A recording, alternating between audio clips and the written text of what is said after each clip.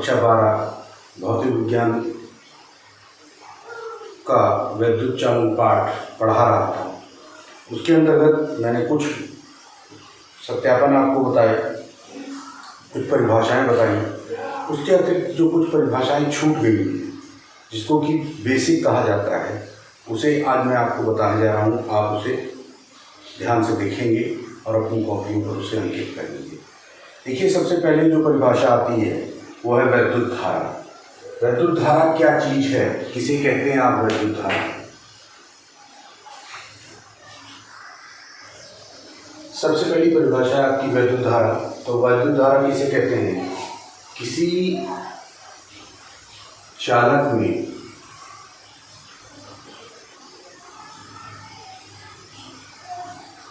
एकांक समय में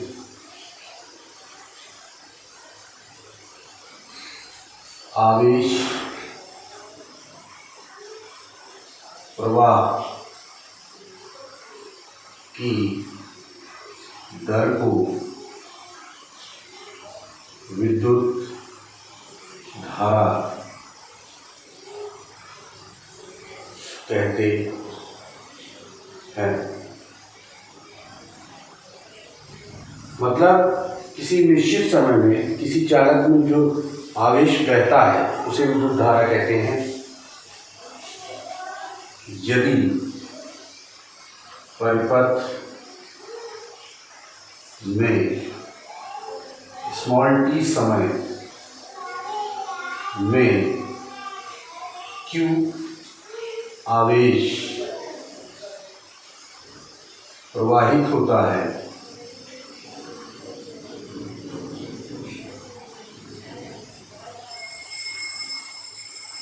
तो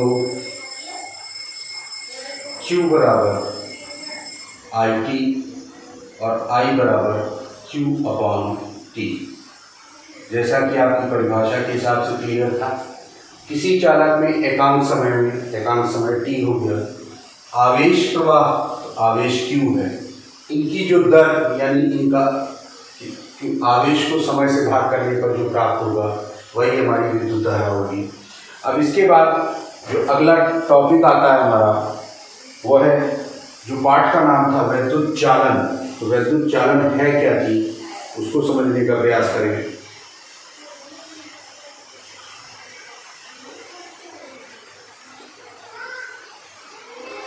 वैद्युत चालन के अंतर्गत आवेशित कणों को एक स्थान से दूसरे स्थान तक स्थानांतरण वैद्युत चालन कहलाता है। आवेशों का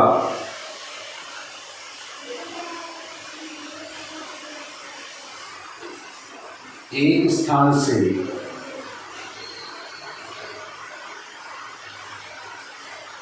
दूसरे स्थान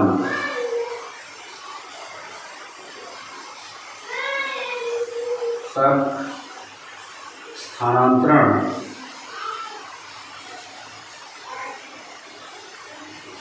वैद्युत चालन कहलाता है।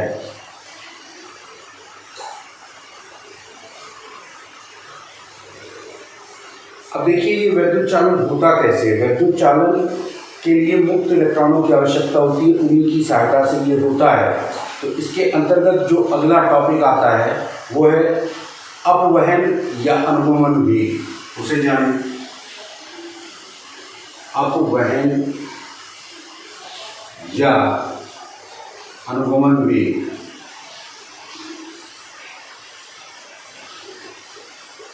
ये क्या चीज है? जो मुक्त इलेक्ट्रॉनों की गति होती है तभी आवेशों का प्रवाह होता है, वो वैद्युत चालन के अंतर्गत आता है। तो अपवहन या अनुगमन वेग क्या है? वह वेग जिसके द्वारा चालक के मुक्त इलेक्ट्रॉन आयनों से टकराते हैं, वह वेग जिसके द्वारा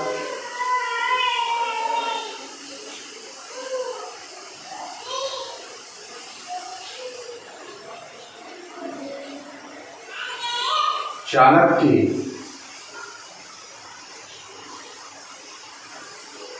मुक्त इलेक्ट्रॉन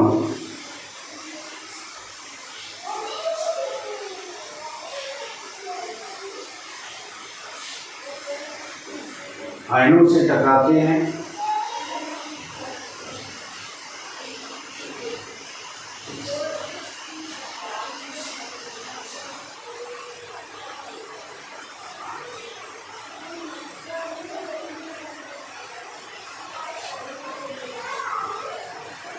बाह्य वैद्युत क्षेत्र के प्रभाव में बाह्य वैद्युत क्षेत्र के प्रभाव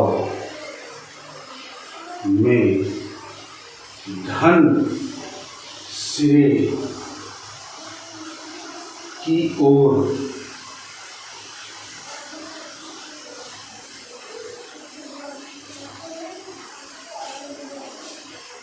आगे बढ़ते हैं।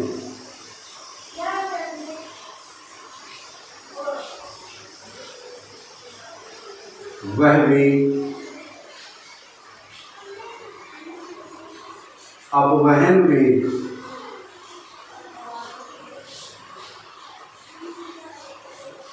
या अनुगमन वेग कहलाता है। ये परिभाषा हुई इसकी। अब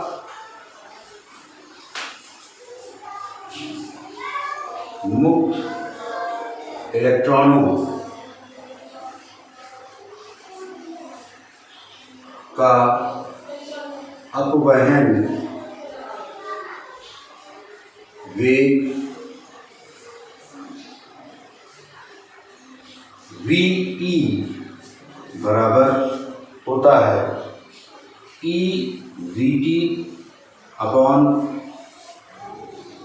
ml। तो यहाँ है क्या चीज? L चालक की लंबाई है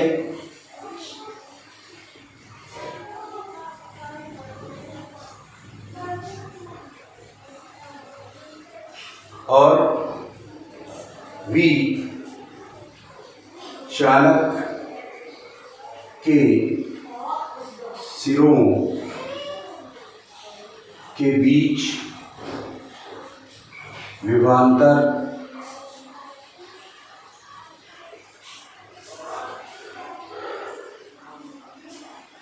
तथा स्मॉल t श्रांति काल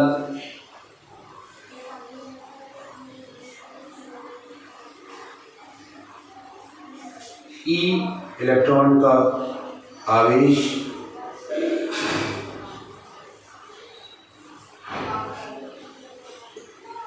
तथा m जो है स्मॉल m वो इलेक्ट्रॉन का द्रव्यमान है।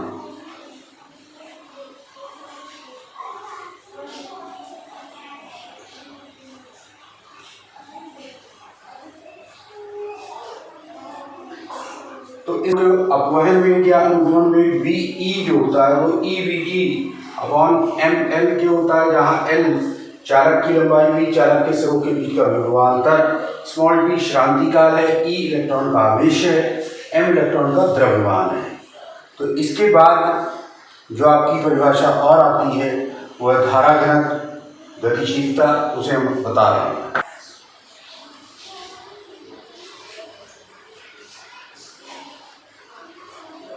चालक के एकांक क्षेत्रफल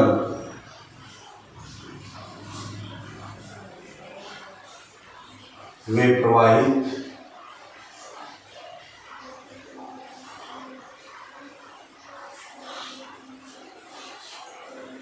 वैद्युत धारा को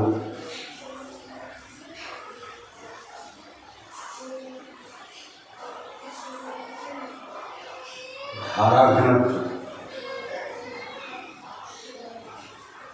J कहते हैं। चालक के एकांक क्षेत्रफल में प्रवाहित धारा, तो J बराबर I अपॉन A होता है। अब यहाँ पर मात्रक की बात कही जाए तो आई का मात्रक एम्पियर होता है और क्षेत्रफल इसका मात्रक मीटर स्क्वायर होता है। तो धारा घनत्व का मात्रक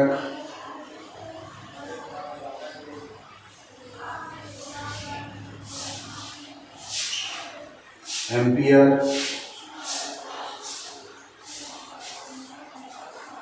प्रति मीटर स्क्वायर होता है। तो ये बात तो धारा घनत्व की हुई थी। अगर धारा घनत्व और अनुगमन वेग में संबंध निकालेंगे, धारा तथा धारा घनत्व तथा अनुगमन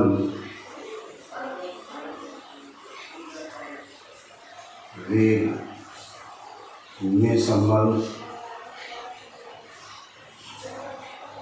तो G बराबर NE VD होता है, जहां N मुक्त इलेक्ट्रॉन,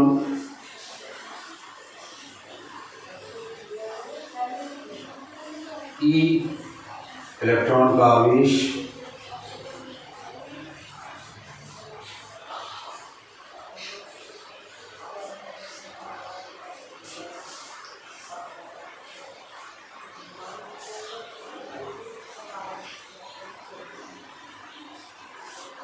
VE अनुगमन वेग।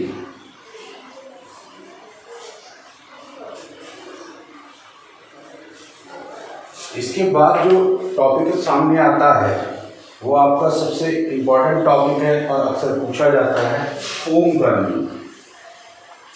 ओम का नियम अगर इसे हम सूत्र रूप में समझें तो V बराबर IR होता है।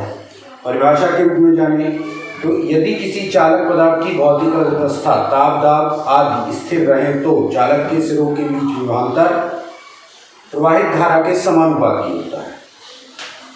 यदि किसी चालक की भौतिक अवस्थाएं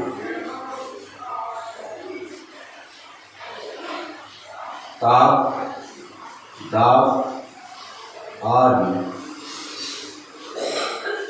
स्थिर रहेंगे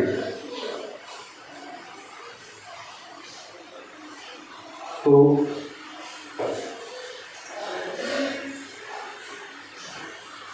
चालक के सिरों के बीच का विभवांतर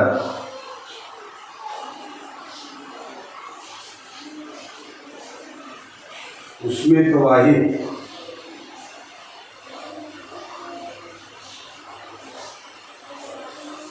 धारा के समानुपाती होता है। यानी कि V प्रोपोर्शनल टू I, तो प्रोपोर्शनल हटाने के लिए हम कोई अचर पद लेते हैं तो V बराबर IR ले लिया। तो R जहाँ पर R बराबर V अपॉन I हो जाता है, ये हमारा ओम के नियम है। और R जो है होता कांस्टेंट है, तो R हो क्या जाता है, R चालक का प्रतिरोध है।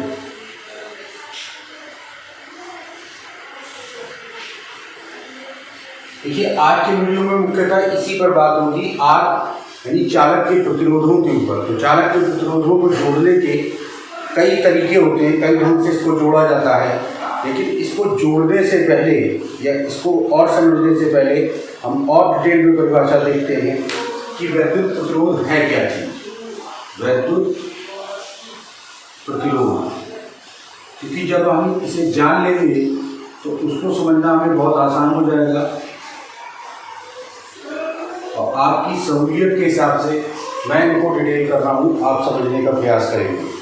किसी चालक पदार्थ में विद्युत धारा के प्रवाह में जो अवरोध होता है, फिर सुनिए, किसी चालक पदार्थ में विद्युत धारा के प्रवाह में जो अवरोध होता है उसे चालक का प्रतिरोध कहते हैं। किसी चालक पदार्थ में आवेश प्रवाह में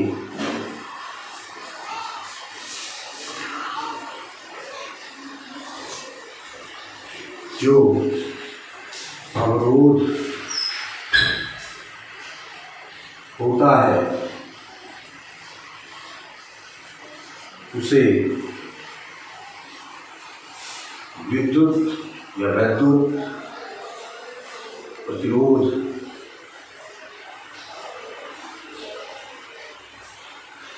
कहते हैं।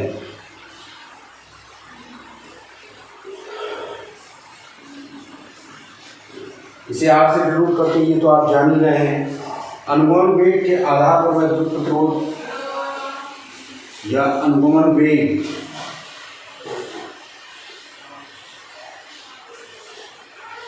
तथा वैद्युत प्रतिरोध, मतलब इसमें क्या रिलेशन होता है।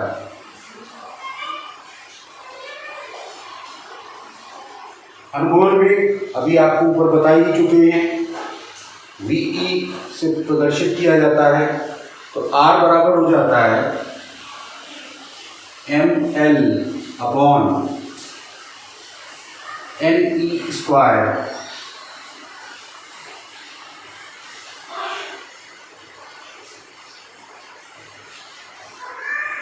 A।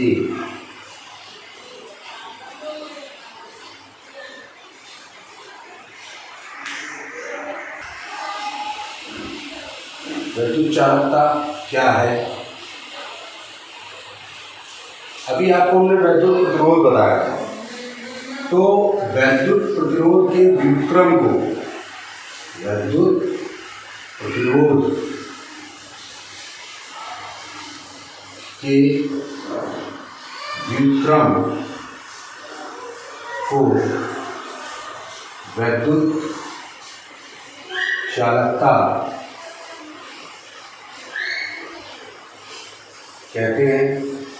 देखिए, अगर एक परिभाषा आपको क्लियर है तो सारी परिभाषाएं क्लियर हो जाएंगी, क्योंकि एक के बाद एक परिभाषा एक दूसरे से जुड़ी हुई है। कहते हैं इसका मात्रक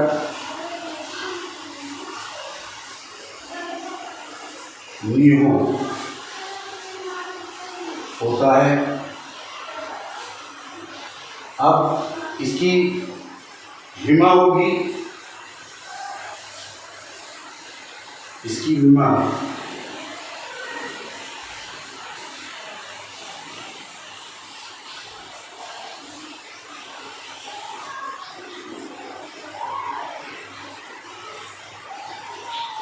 m इनवर्स l की पावर -2 t की पावर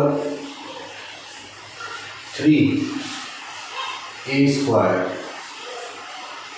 है। अब देखिए, वैद्युत चालकता के बाद बात आती है अथवा प्रतिरोधकता। तो विशिष्ट प्रतिरोध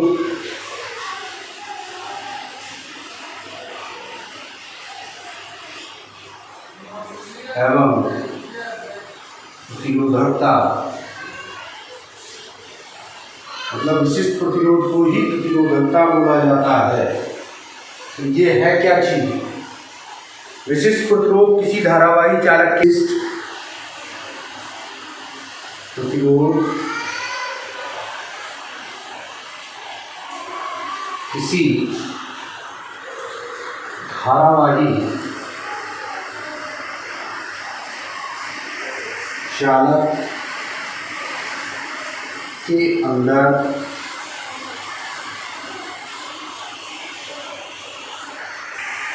किसी बिंदु पर वैद्युत क्षेत्र की तीव्रता कैपिटल ई उस बिंदु पर धारा घनत्व कैपिटल जे के अनुपात को चालक का विशिष्ट प्रतिरोध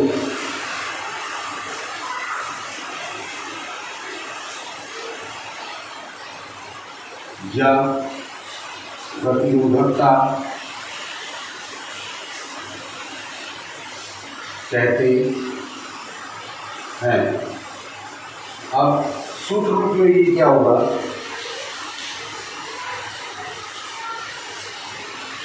रो बराबर ई अपॉन जे, और इसको सूत्र में बदले ई बराबर बी अपॉन एल होता है और जे बराबर एल अपॉन ए। तो हुआ क्या, ये ए ऊपर चला गया, एल नीचे आ गया, B A upon L square. Rho बराबर आर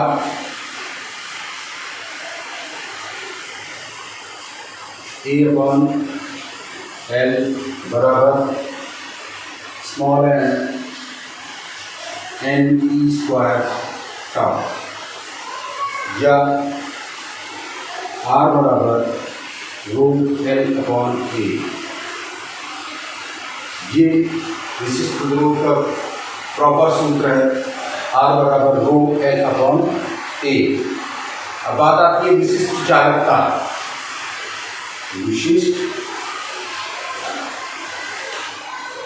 चालकता क्या होती है? विशिष्ट चालकता चालक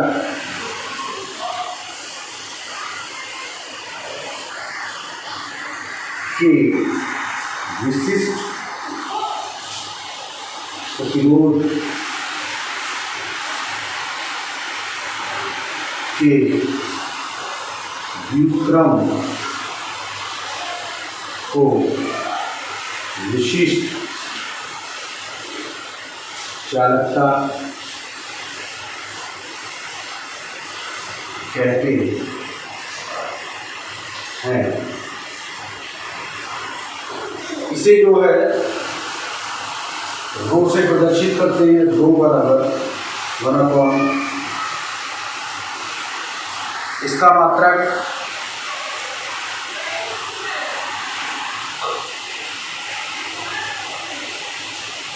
ओम इनवर्स और मीटर इनवर्स होता है।